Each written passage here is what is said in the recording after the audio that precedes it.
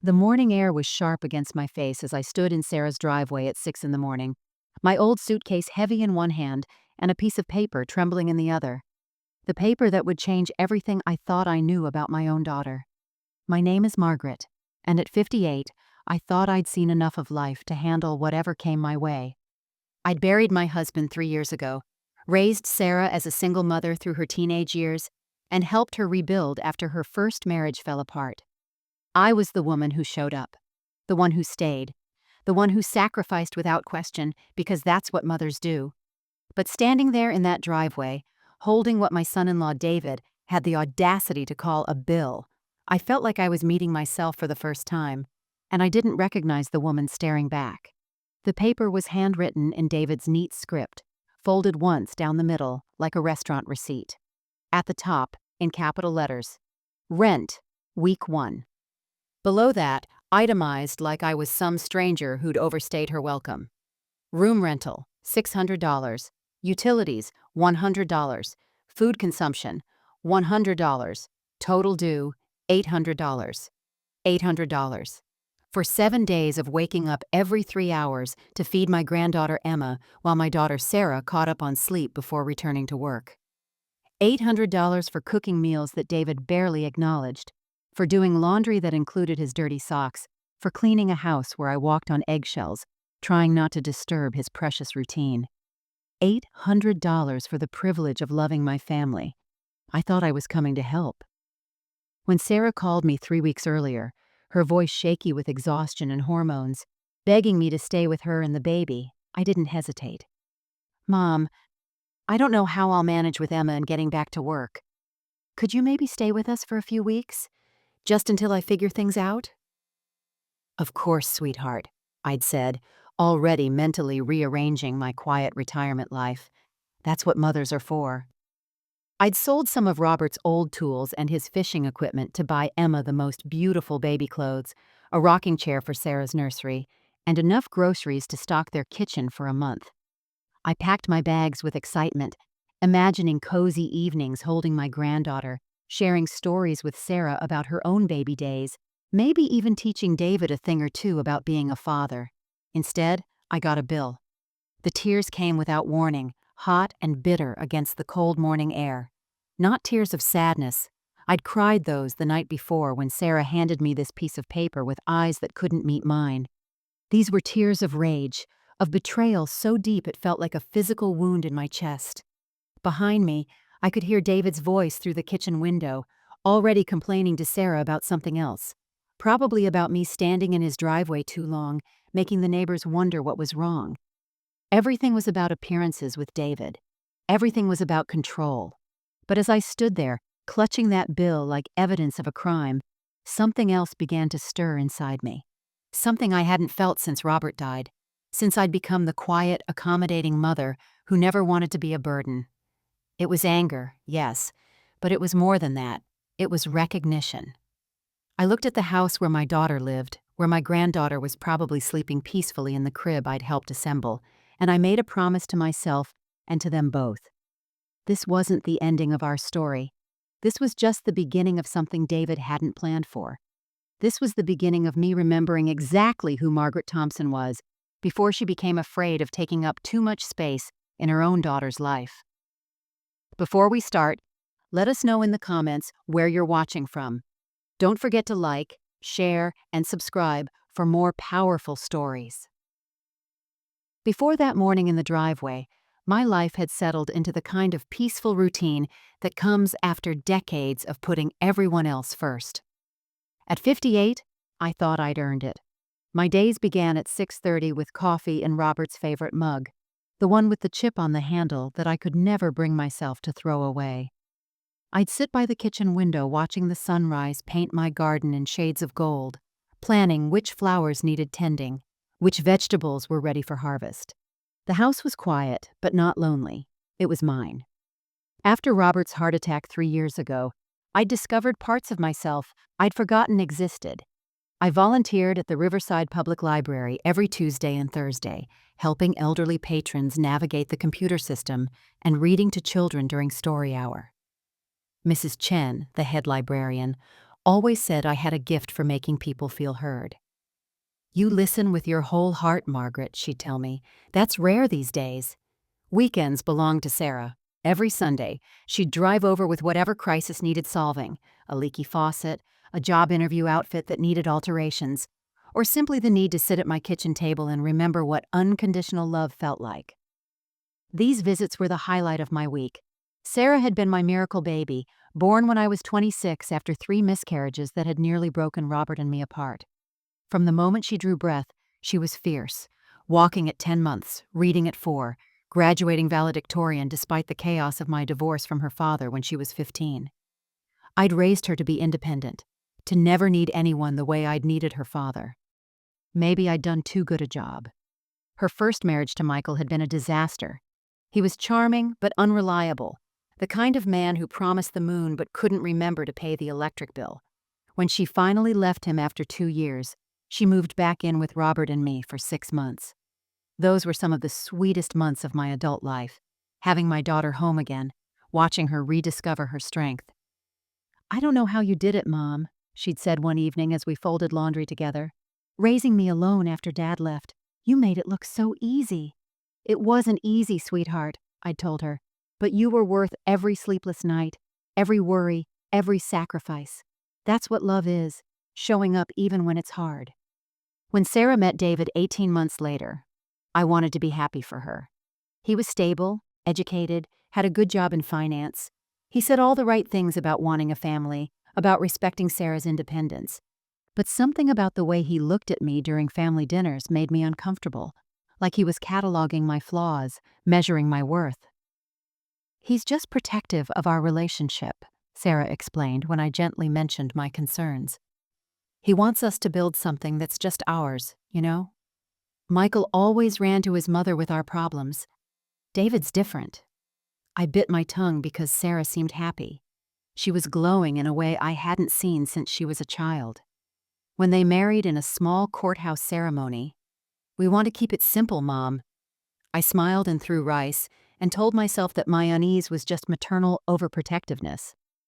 The pregnancy announcement came 8 months later during one of our Sunday dinners. Sarah practically vibrated with excitement as she showed me the ultrasound photo. "Mom, I'm terrified and thrilled, and I have no idea what I'm doing. Will you help me? I mean, really help me when the baby comes?" "Of course," I'd said, pulling her into a hug that felt like coming home. "I'll do whatever you need." David had smiled then, but it didn't reach his eyes. "That's very generous of you, Margaret. We'll have to figure out the logistics, of course." I should have paid attention to that word. Logistics. Love doesn't have logistics. Love just shows up. But I was too busy being happy, too caught up in the promise of holding my grandchild, of being needed again by the person I loved most in the world. I had no idea I was walking into a trap disguised as a blessing. I arrived at Sarah and David's house on a Tuesday morning in early October, my car loaded with everything I thought they'd need for the next few weeks. Baby blankets I'd knitted during Sarah's pregnancy, casseroles already prepared and frozen, and a suitcase packed with enough clothes to last a month. Emma was just 5 days old, tiny and perfect, with Sarah's dark hair and eyes that seemed to take in everything around her. Sarah met me at the door, looking exhausted but radiant, Emma bundled in her arms like precious cargo. "Mom, thank God you're here," she whispered, leaning into my embrace. "I haven't slept more than 2 hours at a time since we got home from the hospital." David appeared behind her, still in his work clothes despite it being nearly noon. "Margaret," he said with a nod that felt more like a business greeting than a welcome. "We've set up the guest room for you. Sarah will show you where everything is." The guest room was at the far end of the house, past the kitchen and laundry room, tucked away like an afterthought. It had a single bed, a small dresser, and a window that looked out onto the neighbors' garbage cans. Not exactly what I'd expected, but I reminded myself this wasn't about me. This was about helping my daughter. The first 2 days passed in a blur of feeding schedules, diaper changes, and the kind of exhausted joy that comes with a newborn. Sarah was healing from a difficult delivery, and I threw myself into caring for both her and Emma. I cooked her favorite meals, did load after load of laundry, and took the night shift so she could rest. David seemed to appreciate my help, at least initially. He'd thank me for dinner, nod approvingly when he came home to a clean house and a quiet baby. But I noticed he never offered to help with anything himself. When Emma cried, he'd look expectantly at Sarah or me. When the dishwasher needed emptying, he'd step around it like it was invisible. David works so hard, Sarah explained when I gently suggested he might take a turn with the 2 a.m. feeding. His job is really stressful right now. He needs his sleep.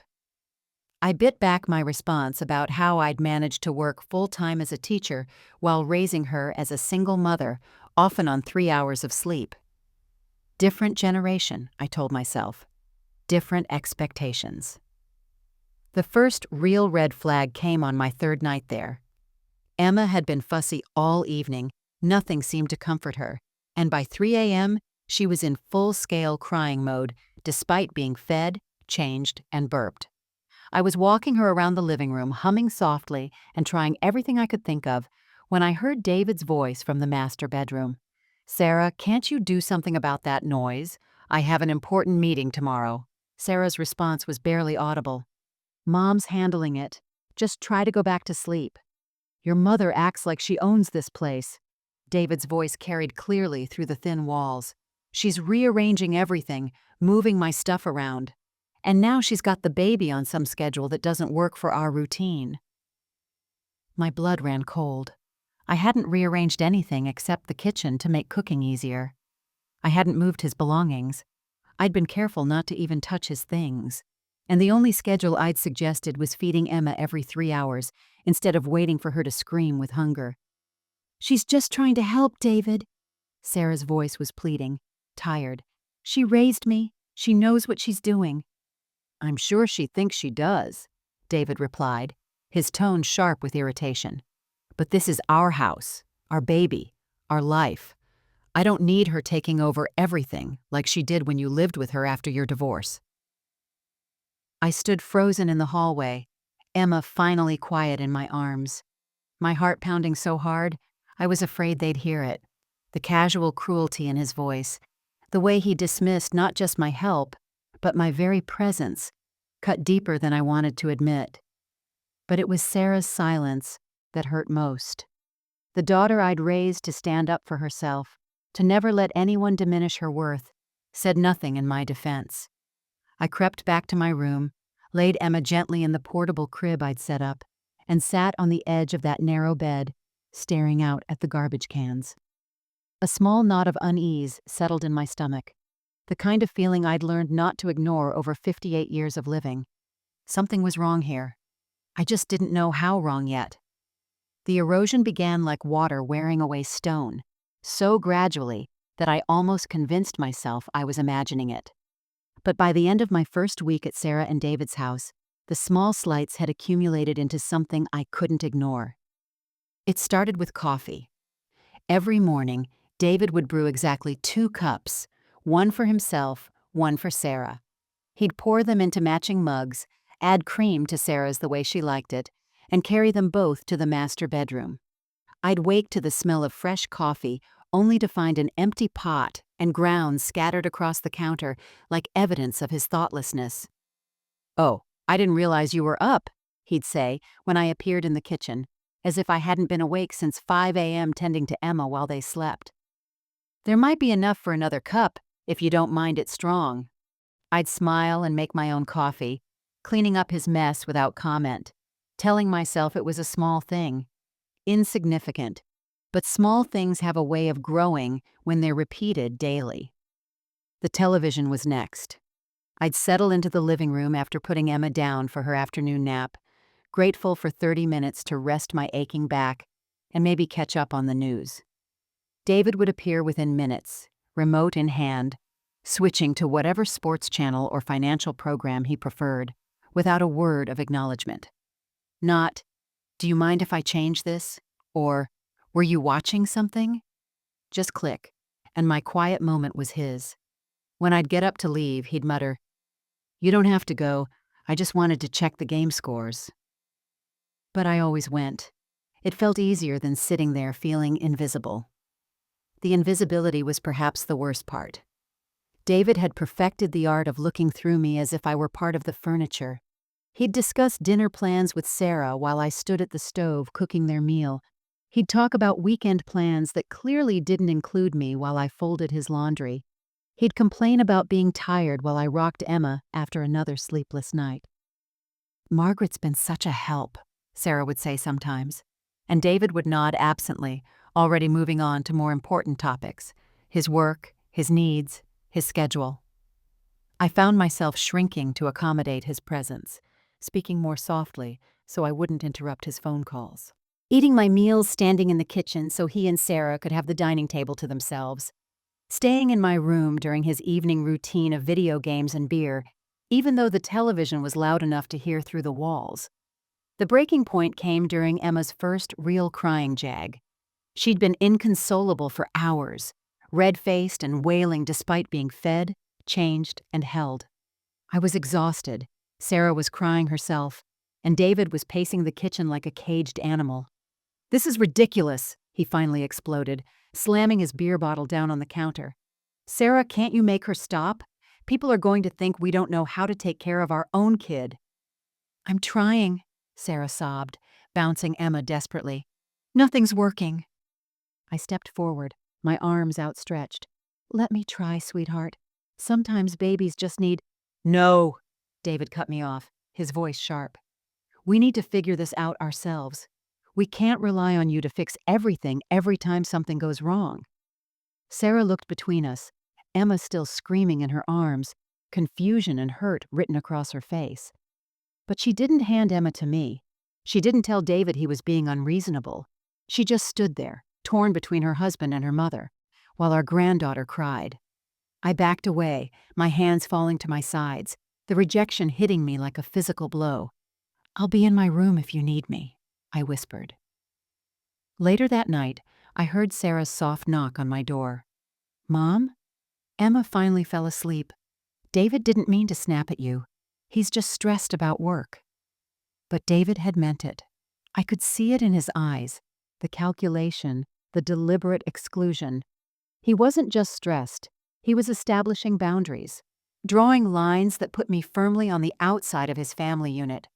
I was becoming a stranger in my daughter's life, one small dismissal at a time. And somehow, impossibly, I was starting to believe I deserved it. The humiliation I'd been experiencing in private was painful enough, but when David decided to make it public, something inside me withered in a way I didn't know was possible. It started with Emma's first pediatric appointment. I'd been looking forward to it for days, the chance to sit in that waiting room like a proper grandmother, holding Emma while Sarah filled out paperwork, maybe even going back with them to hear what the doctor said about her weight gain and development. I'd been the one managing her feeding schedule after all. I knew every detail of her sleep patterns, her fussy times, the way she preferred to be held. "I'll drive," I offered that morning, car keys already in my hand. "My car has the better infant seat installation." David appeared in the doorway, dressed in his best casual clothes, the khakis and polo shirt he wore when he wanted to look like the perfect young father. "Actually, Margaret, we've got this covered. It's important for Sarah and me to handle these appointments as her parents. You understand?" Sarah looked uncomfortable, shifting Emma in her arms. "Mom, maybe next time? The car only fits the baby seat and 2 adults comfortably." I stood there in their foyer, car keys growing heavy in my palm, watching them prepare to leave without me. "Of course," I managed. "I'll have lunch ready when you get back." I watched from the kitchen window as David carefully strapped Emma into their car, playing the role of devoted father for any neighbors who might be watching. Sarah got into the passenger seat without looking back at the house, without looking back at me. For 2 hours, I cleaned their already spotless house and prepared a meal they'd barely acknowledge, trying not to think about sitting alone while they shared this milestone without me. But that was just the practice round. The real humiliation came 3 days later at the Hendersons' neighborhood barbecue. Sarah had been excited about it all week. "It'll be nice to get out of the house," she'd said, "and everyone's been asking to meet Emma. Mrs. Henderson has been so sweet, dropping off casseroles and asking how we're doing." I assumed "we" included me. I spent an hour getting ready, choosing my nicest slacks and the blue blouse Sarah always said brought out my eyes. I even brought a container of my famous potato salad, the recipe that had made me popular at every church potluck and school function for 30 years. The Hendersons' backyard was full of neighbors I'd seen but never met, all gathered around picnic tables laden with food. David immediately began working the crowd like the social climber he was, Sarah beside him with Emma drawing the predictable chorus of coos and compliments. I followed a few steps behind, my potato salad in hand, waiting for an introduction that never came. "David, Sarah," called Tom Henderson, a robust man in his 60s. "Come meet the Johnsons. They just moved in 3 houses down." David guided Sarah toward the new couple with his hand on her back, that proprietary gesture that said, "Mine."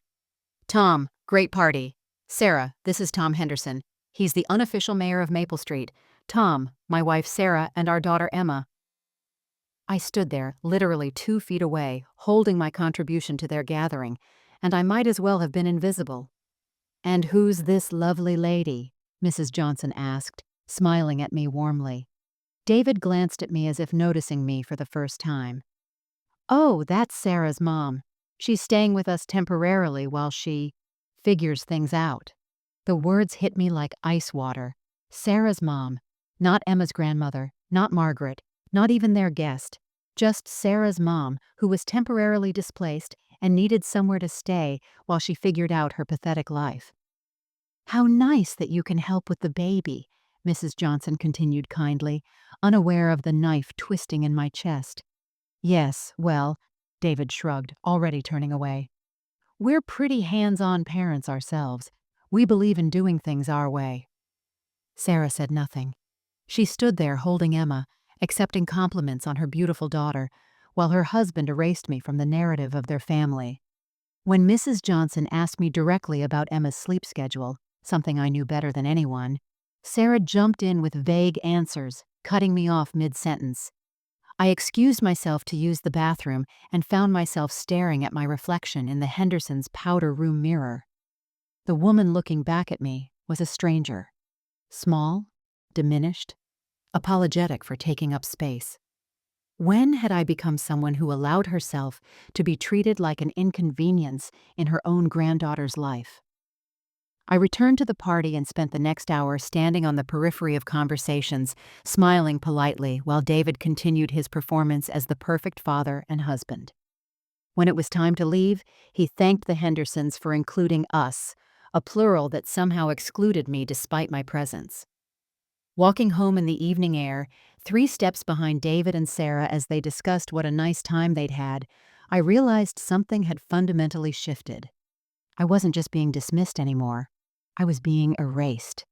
And the most devastating part was watching my daughter allow it to happen. The bill arrived on a Sunday morning that had started like any other. I was in the kitchen at dawn, as had become my routine, preparing bottles for Emma's morning feeding and starting coffee for the household that would wake expecting everything to be ready for them.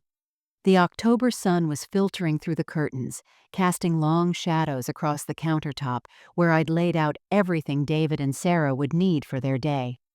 I heard footsteps on the hardwood floor behind me and turned, expecting to see Sarah coming for her morning coffee.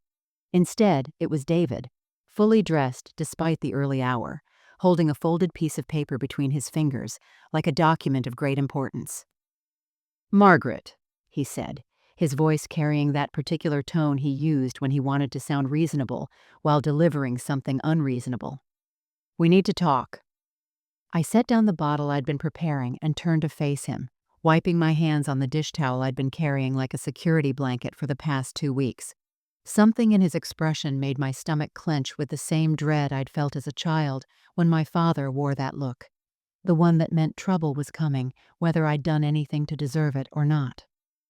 "Sarah and I have been discussing your situation," he continued, the pause before situation making it clear that my presence in their home had become something to be managed rather than appreciated.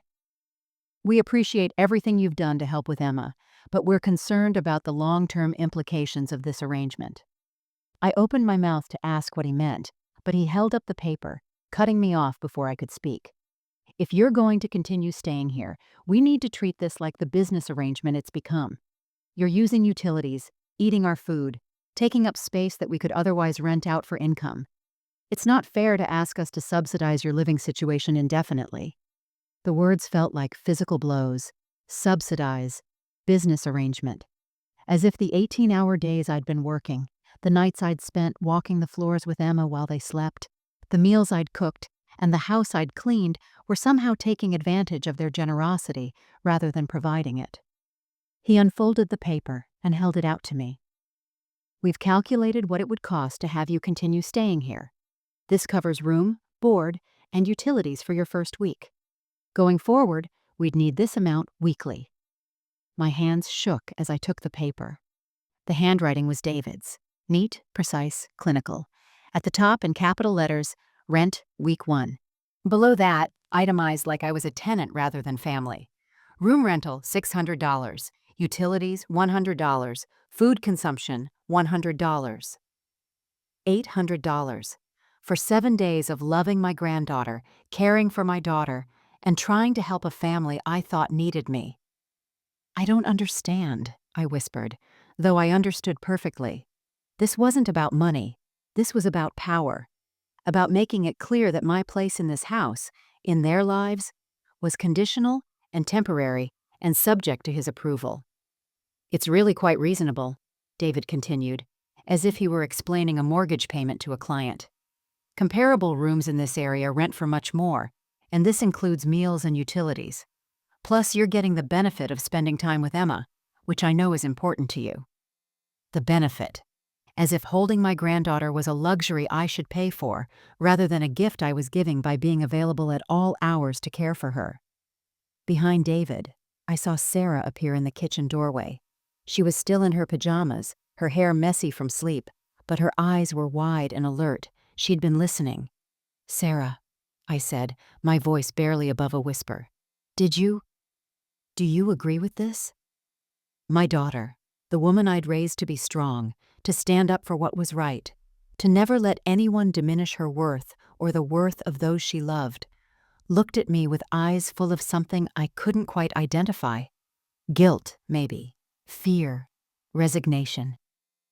"Mom," she said quietly, stepping into the kitchen but keeping her distance. "David has a point. You've been here 2 weeks now, and we need to think about the future. About what's sustainable." Sustainable. As if my love for them, my willingness to sacrifice my own comfort and routine to help them through this difficult time, was some kind of drain on their resources, rather than a gift freely given. I looked down at the bill again, the numbers blurring through the tears I refused to let fall in front of David. "I understand," I said, though I understood nothing except that I was no longer welcome in my daughter's life, except as a paying customer. "I'll pack my things." David nodded, satisfied. "I think that's probably best. This way there are no hard feelings, no misunderstandings about expectations. Everything stays clean and professional." Professional. As if there was anything professional about charging your wife's mother rent for the privilege of helping raise her grandchild. I folded the bill carefully and put it in my pocket. "I'll be out within the hour." "Mom," Sarah started, but I held up my hand. "It's okay, sweetheart," I said, my voice steadier than I felt. "I understand perfectly." And I did. I understood that the daughter I'd raised had somehow become someone I didn't recognize. Someone who could stand by and watch her husband reduce her mother to a line item on a budget sheet. Someone who valued peace in her marriage more than dignity in her family. I walked past them both, my head held high despite the shattered pieces of my heart rattling in my chest, and began packing the life I'd foolishly thought I could share with them. The silence in my house was deafening. After 2 weeks of baby cries, hushed conversations, and the constant hum of family life, the emptiness felt like a physical presence pressing against my chest. I sat at my kitchen table, the same table where Sarah had done her homework as a child, where we'd planned her wedding, where she'd told me about her pregnancy, staring at David's bills spread out before me like evidence of my failure. It had been 3 days since I'd driven away from their house, my suitcase thrown hastily into the back seat along with the unopened packages of baby clothes I'd bought with such hope. 3 days of checking my phone every few minutes for a text that never came, a call that never rang through, 3 days of replaying every moment of those 2 weeks, wondering what I'd done wrong. Maybe David was right. Maybe I had been intrusive, rearranging their lives to suit my own need to feel useful. Maybe I had overstepped boundaries I was too blind to see. At 58, perhaps I was just a relic from a generation that didn't understand modern parenting, modern marriage, modern families that didn't need interfering mothers-in-law. The house felt too big around me. Robert's empty chair across from me seemed to mock my solitude. Even the walls felt like they were closing in, suffocating me with memories of the life I'd built here. The birthday parties, the Christmas mornings, the ordinary Tuesday evenings that had felt so full when Sarah was young. Now it all felt like a museum to a woman who no longer existed. I hadn't eaten since Sunday morning. The thought of food made my stomach turn, and the effort of preparing a meal for just myself felt monumental. What was the point? Who was I cooking for? Who was I living for? My sister Linda had called twice, but I'd let it go to voicemail. I couldn't bear to explain what had happened, couldn't stand the thought of her pity or her anger on my behalf. How do you tell someone that your own daughter stood by while her husband charged you rent for the privilege of loving your granddaughter? The worst part was the doubt that crept in during the endless quiet hours. Had I really been helping, or had I been taking over? When I'd reorganized their kitchen to make cooking easier, had I been presumptuous? When I'd established a feeding schedule for Emma, had I been dismissive of their wishes? When I'd done load after load of laundry, had I been sending the message that they were incompetent parents? I found myself walking through my house like a ghost, picking up framed photos of Sarah at various ages. Gap-toothed at 7, proud in her graduation cap at 18, radiant on her wedding day. In every picture, she was smiling, confident, strong. The daughter who'd written essays about me in college, who'd called me her hero, who'd promised to never let anyone treat her the way her father had treated me. Where was that girl now? When had she become someone who could watch her mother be humiliated and say nothing? Tuesday evening, I ran out of tissues and had to use paper towels to wipe my eyes. Wednesday morning, I couldn't remember if I'd brushed my teeth the day before. By Thursday, I was sitting in my robe at 2 in the afternoon, still staring at that damned bill, when my phone finally rang. It was Linda. "Margaret Thompson, you'd better pick up this phone right now or I'm driving over there," her voicemail said after the fourth ring. "I don't know what's going on, but I know something's wrong, and I'm not going to let you hide from me anymore."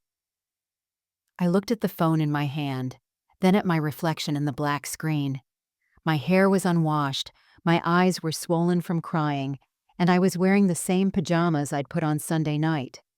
When had I become this person? This hollow shell of a woman who couldn't even take care of herself, let alone anyone else. Maybe that's why David felt justified in charging me rent. Maybe I really was just a burden. A sad, aging woman clinging to a purpose that no longer existed. Maybe Sarah was better off without me interfering in her new life, her new family, her new identity as someone's wife and someone's mother, but not my daughter. The phone rang again. Linda again. This time I answered. "Linda," I whispered, my voice barely recognizable even to myself. "Oh, honey," she breathed, and I could hear the tears in her voice. "What's happened to you?" And for the first time in 4 days, I told someone the truth. It was Linda who saved me from drowning in my own despair. After I'd sobbed through the entire story over the phone, she'd driven straight over with groceries, tissues, and the kind of fierce sisterly love that refuses to accept defeat.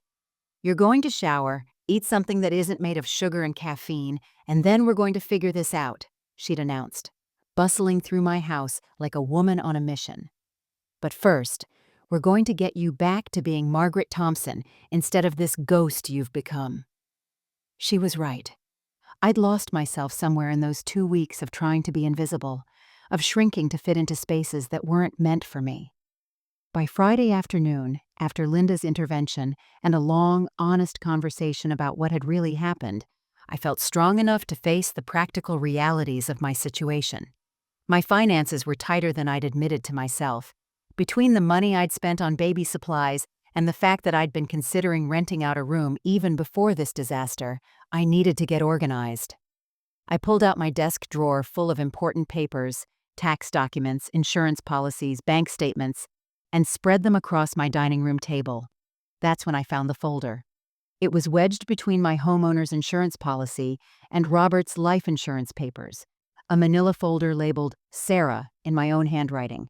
I'd forgotten about it completely, a collection of cards, letters, and school papers I'd saved over the years, the kind of sentimental archive that mothers keep, because throwing away their child's words feels impossible.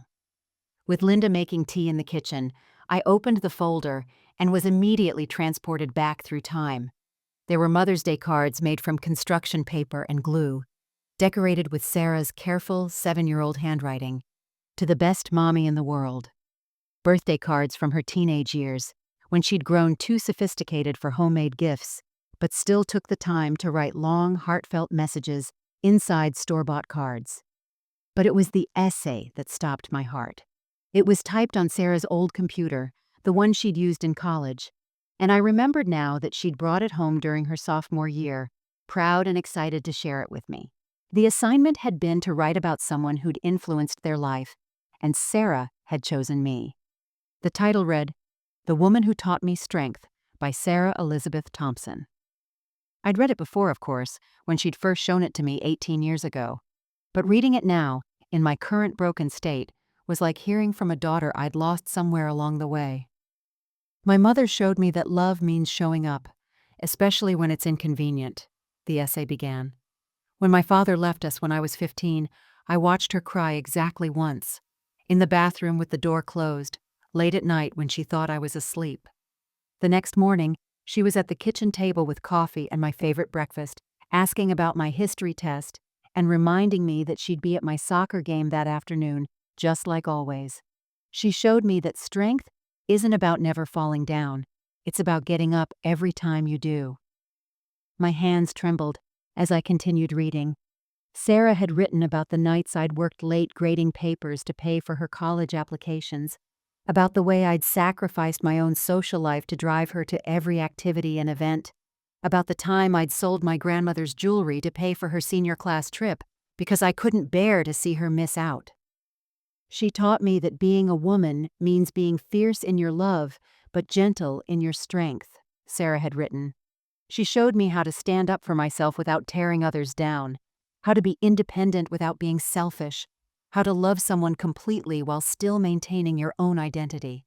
She is everything I hope to be as a mother someday. The words blurred as tears fell onto the paper. This was my Sarah, the daughter who'd seen me clearly, who'd understood the sacrifices I'd made not as burdens, but as gifts.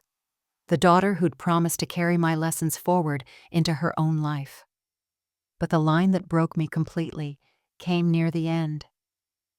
My mother never made me feel like love came with conditions or payments. She never made me feel like I owed her anything for her sacrifices. She taught me that real love, the kind that lasts, the kind that builds people up instead of tearing them down, is given freely, without strings attached, without bills or itemized lists of what it costs.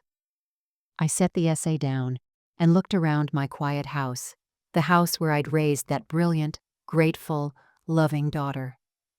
The house where she'd learned to be strong, to be independent, to recognize love when she saw it. Where was that daughter now? And more importantly, who was the woman who'd let her husband charge her mother rent for the privilege of loving her granddaughter? "Linda," I called toward the kitchen, my voice steady for the first time in days. "I need to show you something." For the first time since I'd been handed that bill, I remembered exactly who Margaret Thompson was, and she was not a woman who disappeared quietly into the background. She was a woman who'd raised a daughter to be better than this. It was time to remind Sarah who she used to be. Reading Sarah's words from 18 years ago was like finding a map back to myself. I sat at my dining room table for hours that Friday evening, Linda beside me with her hand on my shoulder, as I reread every card, every letter, every small piece of evidence that my daughter had once known exactly who I was and what I meant to her. This isn't about you, Margaret, Linda said quietly, her finger tracing over a particularly heartfelt birthday card from Sarah's junior year of college. This girl who wrote these words, she's still in there somewhere. But something's happened to her, and I don't think it started with you moving in to help with the baby. Linda was right. As I read through Sarah's own words about strength, independence, and unconditional love, I began to see the past 2 weeks with startling clarity. This wasn't about me being intrusive or overstaying my welcome. This was about control. I thought back to every interaction I'd witnessed between Sarah and David during my stay. The way she'd ask permission to buy groceries. The way she'd apologize when Emma cried, as if it were somehow her failure as a mother. The way she'd stopped mid-sentence whenever David entered a room, automatically deferring to whatever he wanted to discuss instead. "Linda," I said slowly, pieces clicking into place like a puzzle I'd been too close to see clearly. "Do you remember how Sarah was when she left Michael? When she moved back in with Robert and me?" Of course. She was hurt, but she was fierce, mad as hell and ready to rebuild her life exactly the way she wanted it. She never asked permission for anything. She'd come home from job interviews talking about salary negotiations she'd won. She'd make decisions about her future and announce them at dinner like the confident woman I'd raised her to be. Linda nodded, understanding dawning in her eyes. And now? Now she can't even defend her own mother without checking her husband's expression first. I stood up from the table, pacing to the window as 18 years of parenting experience finally kicked in. This isn't about rent money or household boundaries. David is systematically isolating Sarah from anyone who might remind her of who she used to be. The pattern was so clear now that I wondered how I'd missed it. David's job that required him to work late, but somehow never brought in enough money for him to contribute to household expenses. His criticism of Sarah's decisions disguised as helpful suggestions. The way he'd positioned my helpfulness as interference, my love as burden, my presence as an inconvenience to be managed. "He charged me rent because he knew it would humiliate me into leaving," I said, the words coming faster as understanding flooded through me. "And he knew Sarah wouldn't stop him because he's been conditioning her to see my independence as a threat to their marriage." I pulled out my phone and scrolled back through the text messages Sarah had sent me over the past 6 months. Before Emma was born, her messages had been confident, full of plans and decisions she was making. "David and I decided to skip the baby shower," one read. "David thinks we should wait on buying a crib until after the baby comes," said another. "David believes it's better for new parents to figure things out on their own," was the one that had made me worry about not being welcome to help. Every message showed Sarah's voice being replaced by David's preferences, David's beliefs, David's decisions that somehow always involved less contact with me. "My God," Linda breathed, reading over my shoulder. "She's been disappearing a little bit at a time, hasn't she?" I thought about the essay Sarah had written, about the mother who'd taught her to be fierce in her love, but gentle in her strength, about the daughter who'd promised to never let anyone treat her the way her father had treated me after their divorce, with dismissal, with control disguised as protection, with gradual erosion of her voice in her own life. David wasn't protecting Sarah from an intrusive mother-in-law. He was protecting his control over Sarah from a woman who'd taught her daughter to be too strong to accept that kind of treatment.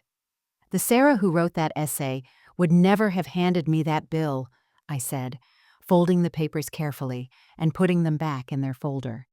But the Sarah who's been isolated from everyone who loves her, who's been convinced that her husband's approval is more important than her own instincts, that Sarah might stand by and watch it happen.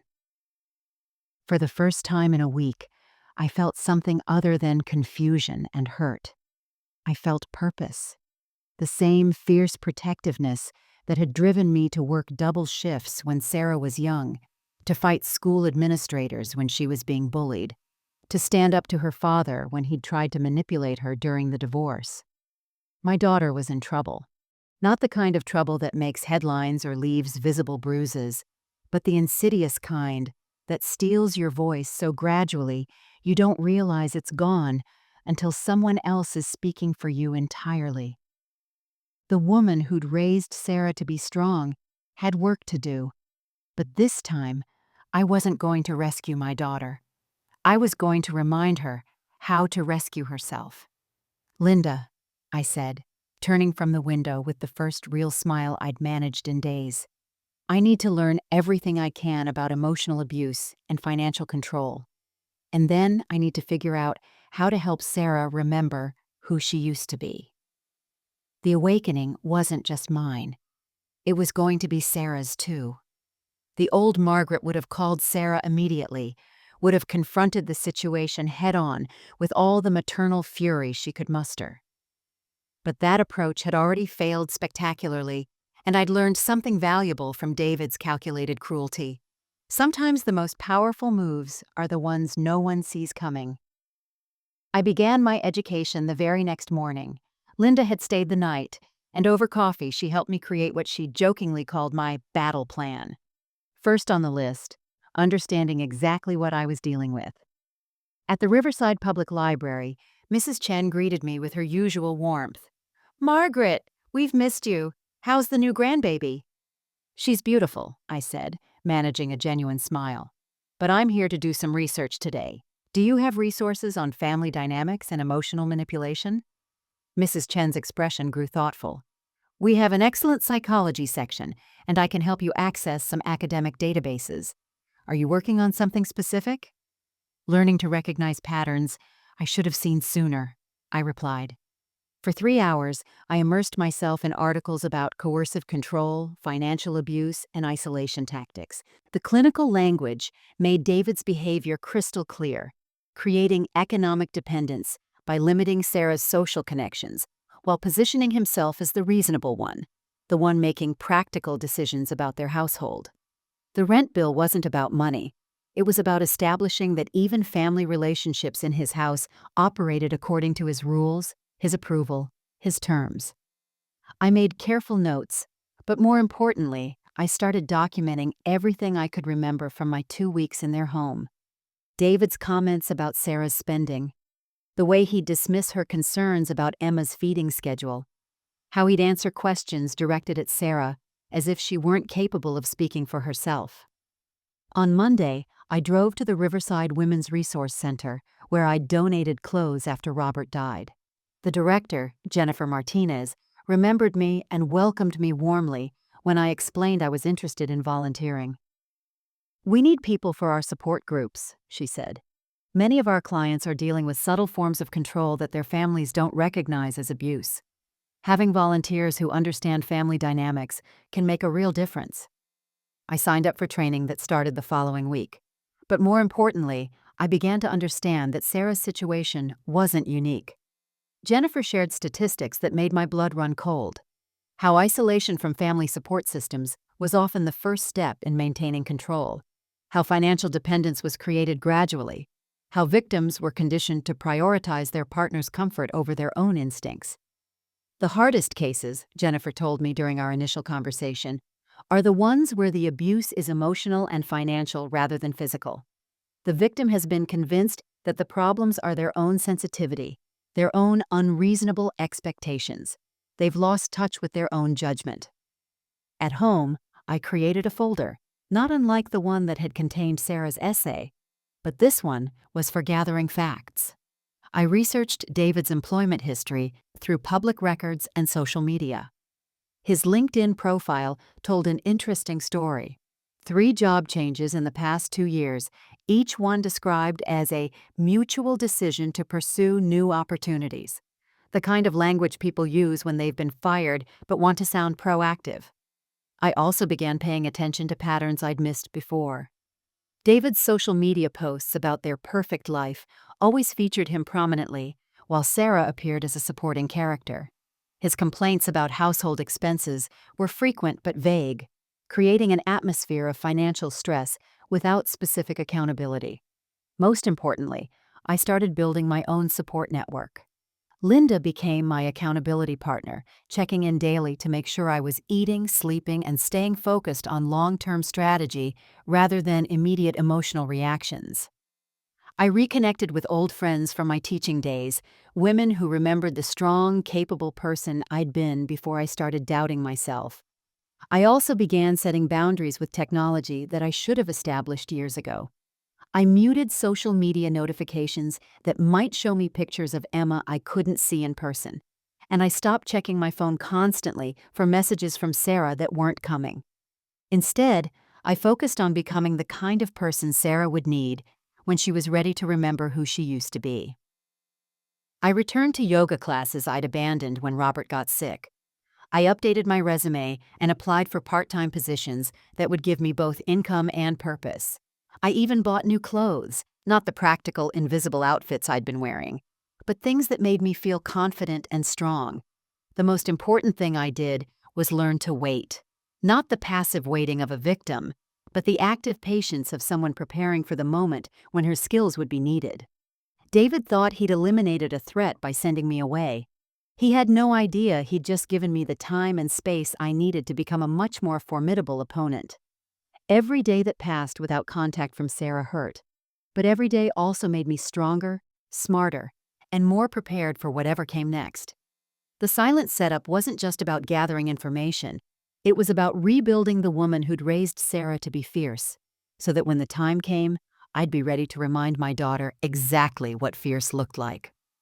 3 weeks into my silence, the first crack appeared in David's carefully constructed world, and it came from a direction he hadn't anticipated: his own arrogance. I was volunteering at the Women's Resource Center on a Thursday morning when Jennifer pulled me aside during our break. "Margaret, I know you've been helping with our family dynamics group, but I wanted to ask you about something else. Have you ever heard of financial coercion in the context of extended family relationships?" My attention sharpened immediately. "What do you mean?" "We had a woman call our hotline yesterday. She wouldn't give her name, but she described a situation where her husband charged her mother rent for helping with their newborn. She wanted to know if that was normal, if other families operate that way." My heart started racing, but I kept my voice steady. "What did you tell her?" "That healthy families don't commodify love. That charging family members for the privilege of helping is a red flag we see in controlling relationships." Jennifer paused, studying my face. "Margaret, this woman sounded young, educated, like she knew something was wrong but needed validation. The call lasted 47 minutes. 47 minutes. Sarah had spent nearly an hour talking to a stranger about what David had done to me, which meant some part of her, the part that had written that essay about strength and unconditional love, was still alive. I managed to finish my volunteer shift, but I was buzzing with energy by the time I got home. For the first time in weeks, I felt hope instead of despair. Sarah was questioning things. She was reaching out, even if she couldn't reach out to me directly. That evening, Linda called with her own piece of intelligence. "You know how I've been casually asking around about David's work situation? Well, Carol Henderson, you remember from the barbecue, her husband plays golf with David's old boss from Meridian Financial. And David was let go for falsifying expense reports. Nothing criminal, but definitely fireable. Tom Henderson says the guy was living way beyond his means, claiming business dinners that were just regular restaurants with Sarah, charging personal purchases to the company card. The kind of thing that makes you unemployable in finance." The picture was getting clearer. David's job stress, his constant concern about money, his need to control every household expense. It wasn't about being responsible. It was about hiding the fact that he was financially unstable and projecting that anxiety onto everyone around him. "There's more," Linda continued. "Carol mentioned that Sarah stopped by their house last week, asking if she could use their Wi-Fi to submit some job applications.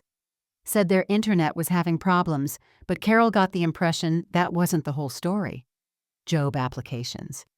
Sarah was looking for work, which meant she was either planning for independence or David was pressuring her to solve their financial problems while he maintained the facade of being the primary breadwinner. My phone buzzed with a text message, and my heart nearly stopped when I saw Sarah's name on the screen. "Mom, I hope you're doing well. Emma is growing so fast. I hope we can talk soon." I stared at the message for a long time. The old Margaret would have responded immediately, would have called and poured out everything I'd learned, everything I'd been holding back. But I'd learned patience from the most unexpected teacher, David himself. He'd shown me the power of strategic silence, of letting other people reveal themselves while you gathered information. Now I was going to use his own tactics against him. Instead of calling, I typed back, "I'm doing very well, sweetheart. Focused on some new projects and taking care of myself. I love you both. Take care of yourself."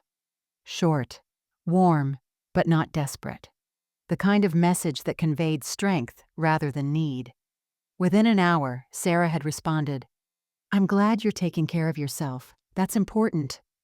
Reading between the lines, I heard what she couldn't say directly, that she was learning the importance of self-care, possibly the hard way, that she was glad to know I wasn't falling apart without access to her and Emma, that she needed to know I was strong because she was discovering she might need that strength soon. The power was shifting, but not because I was taking it back. It was shifting because David's house of cards was starting to collapse under its own weight, and the people he'd been controlling were beginning to remember they had other options. Sarah was questioning things. She was looking for work.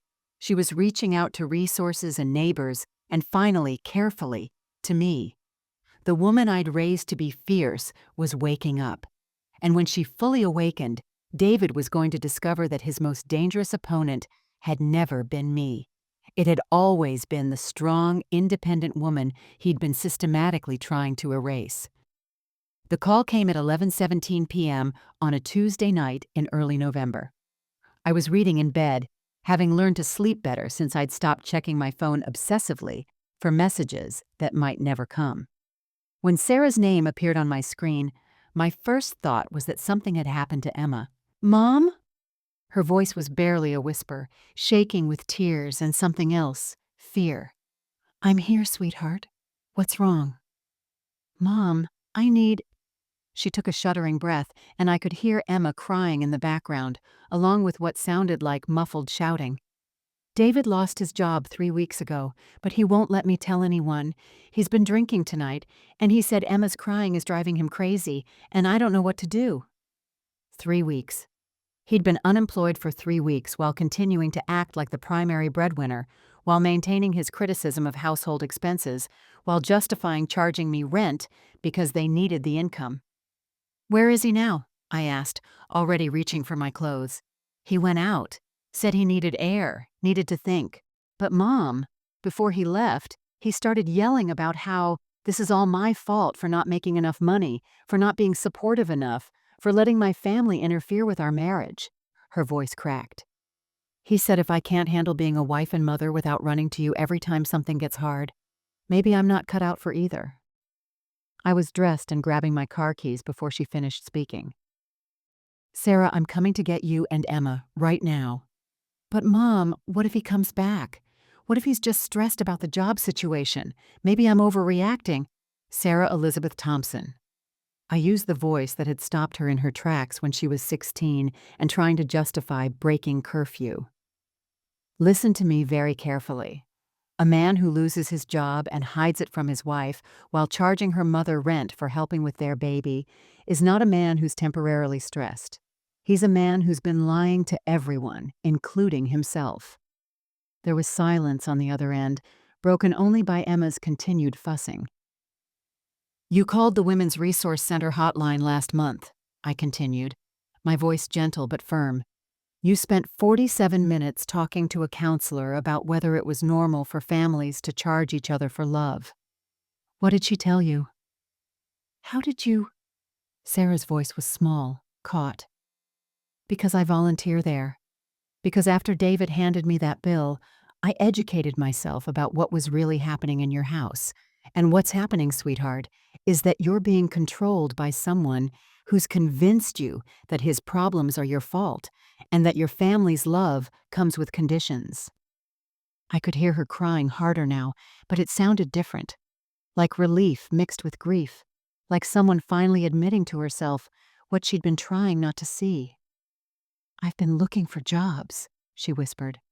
"Secretly, using the neighbor's Wi-Fi because David monitors our internet usage. I've been saving money from my freelance work in an account he doesn't know about. But Mom, I feel so stupid. The essay I wrote about you in college, about strength and independence, I read it last week and I realized I've become everything I promised myself I'd never be. You haven't become anything, Sarah. You've been systematically isolated and manipulated by someone who saw your strength as a threat to his control. But that strength is still there. It's why you called the hotline. It's why you're looking for work. It's why you called me tonight. I'm scared, she admitted. I know, but you're not alone anymore. Pack whatever you and Emma need for a few days. I'll be there in 20 minutes. What if David comes back? For the first time in weeks, I smiled with genuine confidence. Then he'll discover that the woman who raised you to be fierce isn't going anywhere, and neither are you, unless it's your choice to go. I started the car and drove through the quiet streets toward my daughter and granddaughter, no longer the broken woman who'd been handed a bill for loving her family. I was Margaret Thompson, who'd raised a daughter to be strong and was finally ready to remind her exactly what strength looked like when it stopped apologizing for taking up space. David had made one crucial miscalculation. He'd assumed that by getting rid of me, he'd eliminated Sarah's strongest example of what it meant to refuse to be diminished. He was about to learn just how wrong he'd been. When I pulled into Sarah and David's driveway at 11:43 p.m., I expected to find my daughter packed and ready, perhaps hiding in the nursery with Emma until I arrived. Instead, I found David's car in the driveway and the house ablaze with lights. Through the living room window, I could see him pacing, gesticulating wildly, while Sarah sat on the couch holding Emma like a shield. My phone buzzed. He came back. I'm scared to leave now. He's talking about how we can work this out if I just stop letting you manipulate me. I sat in my car for a moment, watching the scene through the window, and felt something crystallize inside me. This was the moment I'd been preparing for without knowing it, not just to rescue Sarah, but to show her what it looked like to face manipulation with clarity instead of fear. I walked to the front door and knocked firmly. The house went silent. David opened the door, and I barely recognized him. His clothes were wrinkled, his hair disheveled, and his eyes had the wild look of someone whose carefully constructed world was collapsing. Behind him, Sarah stood holding Emma, her face pale, but her spine straighter than I'd seen it in months. "Margaret," David said, his voice artificially calm, "this really isn't a good time. Sarah and I are having a private discussion about our marriage." "I'm sure you are," I replied, stepping past him into the living room. "Sarah, are you and Emma ready to go?" "Go?" David's voice cracked with disbelief. "She's not going anywhere. This is her home, her family. You can't just show up and break up a marriage because you don't like how we handle our finances." I turned to face him fully, and for the first time since I'd met him, I didn't try to make myself smaller or more palatable. "David, 3 weeks ago you lost your job for falsifying expense reports. Tonight you came home drunk and told your wife that your unemployed status is her fault. Yesterday she applied for 7 different positions using the neighbor's Wi-Fi because you monitor her internet usage. Should I continue?" The color drained from his face. "You've been spying on us?" "I've been learning about who you really are, which, apparently, is someone who charges his wife's mother rent while hiding the fact that he has no income." I reached into my purse and pulled out an envelope I'd prepared weeks ago, hoping I'd never need to use it. "Speaking of rent," David stared at the envelope like it might explode. "This contains $800, the amount you claimed I owed for 1 week of caring for my daughter and granddaughter. But there's also an invoice of my own, 18 hours a day of childcare at minimum wage rates, meal preparation, housekeeping, laundry service, and overnight newborn care. The total comes to $1,200. I held out the envelope. "Consider this payment in full for services rendered, with a $400 tip for the education you provided about recognizing manipulation." "This is insane," David sputtered. "Sarah, tell her." "Tell me what?" Sarah's voice cut through his protest, and I heard something in it I hadn't heard in months. "Steal. Tell her that you're right? That charging my mother for helping us was reasonable? That lying to me about losing your job was protecting me? That monitoring my internet usage is normal? She shifted Emma to one arm and pulled a piece of paper from her pocket. Or maybe I should tell her about this. David's face went white as Sarah held up what looked like a bank statement. I found this in your desk when I was looking for Emma's birth certificate, Sarah continued, her voice growing stronger with each word. It's a credit card I didn't know about. $15,000 in debt, David. $15,000 spent on what, exactly? Because it wasn't on our household, and it certainly wasn't on Emma. The silence stretched between them like a chasm. Emma had stopped fussing, as if even she could sense the shift in the room's energy. I've been documenting everything for weeks, Sarah said quietly. The financial secrecy, the isolation from my family, the way you've made me feel crazy for questioning things that any reasonable person would question. I called a lawyer yesterday.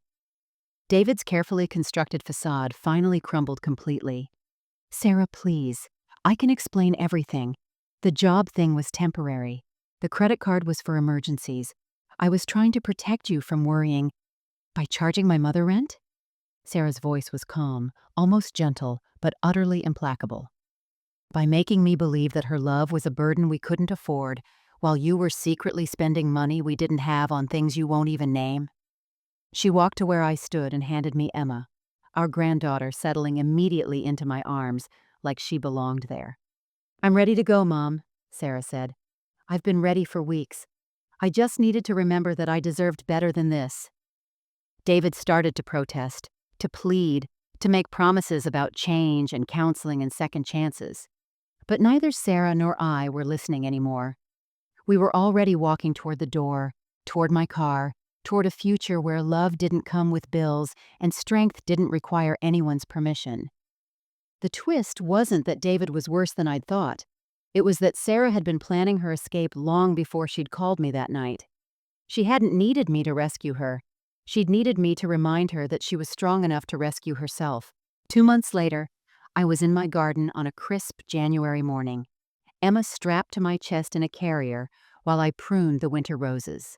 Sarah was inside at my dining room table, her laptop open as she built her freelance marketing consultancy from the foundation of strength she'd been rediscovering day by day. The divorce papers had been filed 3 weeks after that night in November. David had oscillated between rage and desperate attempts at reconciliation, but Sarah had remained remarkably calm throughout the process, as if finally naming the truth had freed something inside her that had been trapped for too long. I kept thinking I should feel guilty, she'd told me one evening, as we folded Emma's tiny clothes together. But mostly, I just feel relieved, like I can finally breathe again.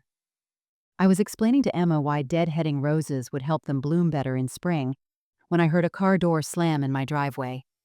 Through the garden gate, I could see David walking toward my front door with the determined stride of a man on a mission. He looked different, thinner, older somehow, with the kind of desperation that comes from losing control of a situation you'd thought you'd mastered. He was carrying flowers, which would have been touching if it weren't so transparently calculated. I unbuckled Emma from her carrier and settled her in the bouncy seat I kept on the porch before walking around to meet him at the front door. I wanted Sarah to see this interaction, to witness what happened when someone tried to manipulate a woman who was no longer willing to be manipulated. "Margaret," David said, his voice artificially warm. "You look well. I was hoping we could talk." "About what?" I asked, not inviting him in, not making this easier for him. "About Sarah, about Emma, about the fact that this whole situation has gotten completely out of hand." He held out the flowers, grocery store roses, still bearing price tags. "I know we got off on the wrong foot, and I take responsibility for that. But Sarah's my wife, Emma's my daughter, and we're a family. This separation is hurting everyone, especially Emma." I looked at him steadily, remembering the broken woman who'd sat in this same spot holding his invoice for love. "David, Emma is 2 months old. The only thing that hurts her is when people around her are unhappy, and Sarah hasn't been this happy in months." "She's confused," he insisted, stepping closer. "Postpartum depression, probably. She's not thinking clearly. You've taken advantage of a vulnerable time to turn her against me, And now she's talking about divorce like it's some kind of solution instead of a tragedy. Behind me, I heard the front door open quietly. Sarah appeared on the porch, and I was struck by how different she looked from the exhausted, diminished woman who'd handed me that bill. She stood taller, moved with purpose, spoke with the clear voice of someone who'd stopped apologizing for taking up space. "Hello, David," she said evenly. "I thought I heard your voice." "Sarah, thank God." David's relief was palpable. "I've been trying to reach you for weeks. We need to talk about this rationally, without outside interference." He shot a pointed look at me. "This is between us. Between a husband and wife who made vows to each other." Sarah came to stand beside me, and I felt Emma's small hand wrap around my finger as she gurgled contentedly in her seat. "David, the only vow I remember making was to love, honor, and cherish you. Not to accept being financially controlled, emotionally isolated, or treated like a child who can't make decisions about her own family. I never—" "You charged my mother rent for helping us," Sarah continued, her voice calm but implacable. "You hid losing your job while criticizing me for not contributing enough financially. You monitored my internet usage and made me feel guilty for wanting to maintain relationships with people who loved me unconditionally." David's facade began to crack. "This is all her fault," he said, pointing at me. "She's poisoned you against me. She's made you think that normal household decisions are somehow abuse. You used to understand that marriage requires compromise, requires putting your husband's needs first sometimes." I watched Sarah's face carefully, looking for any sign that his words were finding their mark, any hint of the woman who used to doubt her own perceptions. Instead, I saw something that made my heart soar. She was looking at him with pity rather than fear. "David," Sarah said gently, "I need you to listen very carefully. My mother didn't turn me against you. You did that yourself, every time you made me choose between your approval and my own judgment. Every time you treated my love for my family as disloyalty to you. Every time you made me feel like I had to earn the right to be treated with basic respect." She picked up Emma, who immediately settled against her shoulder with the contentment of a baby who felt safe in her mother's arms. "I'm not confused or depressed or manipulated," Sarah continued. "I'm awake, and I'm done pretending that your insecurity justifies controlling my life." David stared at us. 3 generations of women who were no longer willing to make ourselves smaller for his comfort. And I saw the moment he realized that his charm, his flowers, his appeals to duty and family loyalty were falling on deaf ears. "Fine," he said, his mask finally dropping completely. "But don't come crying to me when you realize you can't handle being a single mother. Don't expect me to take you back when you figure out that raising a kid alone isn't as easy as your mother made it look." Sarah smiled then, the first genuinely happy smile I'd seen from her in months. "David, my mother raised me to be the kind of woman who doesn't need anyone to take her back. She raised me to be the kind of woman who knows her own worth." She turned to me, Emma still in her arms. "Ready to go in, Mom? I want to show you the logo design I finished for my first client." We walked inside together, leaving David standing in my driveway with his grocery store flowers, finally understanding that some bridges burn themselves when the people crossing them refuse to keep putting out fires. 6 months later, I stand in my garden on a warm May morning, watching Emma crawl through the grass with the determined focus of a 10-month-old who's discovered the world is full of fascinating things to explore.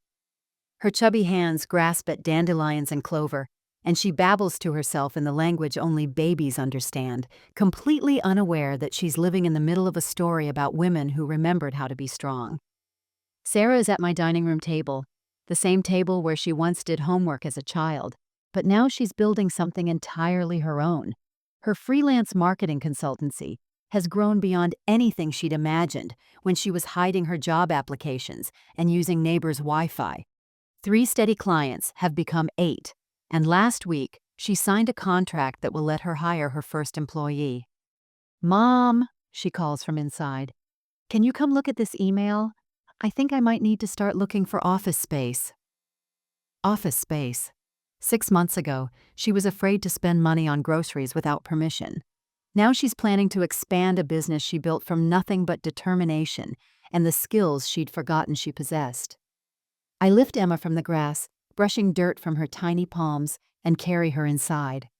The house feels different now than it did during those dark weeks after I'd been handed that bill. It's full of life again, not the desperate life of people trying to survive, but the abundant life of people who've remembered how to thrive. The dining room table is covered with Sarah's work papers, Emma's toys, and the comfortable chaos of a house where 3 generations live together by choice rather than necessity. Sarah has her own savings account now, her own credit cards, her own 5-year plan that doesn't require anyone's approval but her own. She could move out tomorrow if she wanted to. She doesn't want to. "I like it here," she told me last month when I gently suggested she might want to start looking for her own place. "I like Emma having her grandmother right here. I like having someone to share dinner with who actually listens when I talk about my day. I like being part of a family that adds to each other instead of subtracting." On my kitchen counter, there's a small shadow box that Linda helped me create. Inside, mounted on blue velvet, is David's original bill for $800. Below it, a small brass plaque reads, "The most expensive reminder of my worth I ever received." Visitors sometimes ask about it, and I tell them it's a reminder that love should never come with an invoice, that family isn't a business transaction, that when someone tries to charge you for caring about them, they're really telling you everything you need to know about how they see relationships. Sarah sees it every morning when she makes her coffee. The good coffee now, the kind we both like, brewed in a pot big enough for everyone who lives here. Sometimes she stops and looks at it, and I know she's remembering the woman she used to be, the one who thought she had to pay for her mother's love and accept her husband's control. "You know what's funny?" she said the other day, Emma on her hip as she studied the shadow box. "I used to think that Bill was the worst thing that ever happened to our family. Now I think it might have been the best thing. It forced me to see what I'd been pretending not to notice." This morning, Emma reaches for the dandelion I'm holding, her face lighting up with the pure joy of discovery. I blow the seeds into the air, and she laughs as they drift around us like wishes coming true. "Look, Emma," I whisper to my granddaughter. "Let me tell you about the day I learned that love should never come with a bill. Let me tell you about the day your mother and I remembered that we were worth more than anyone's permission to exist." She grabs my finger with her tiny fist and looks at me with eyes that are already learning what it means to be loved unconditionally, to be valued simply for existing, to grow up in a house where strength is passed down like a family heirloom. The story that began with humiliation and heartbreak has become something else entirely. A story about 3 generations of women who learned that sometimes the most painful betrayals lead to the most powerful discoveries. That sometimes you have to lose everything you thought you wanted to find everything you actually needed. That sometimes the bill that breaks your heart is actually the receipt for your freedom. In my garden, surrounded by flowers that bloom more beautifully after they've been pruned, I hold my granddaughter and know that the best stories are the ones where everyone finds their way home, not to the place they started, but to the place they were always meant to be. The most painful betrayals often teach us our greatest strengths. True family doesn't charge for love, it multiplies it. And sometimes the worst thing that happens to you becomes the catalyst for becoming the person you were always meant to be.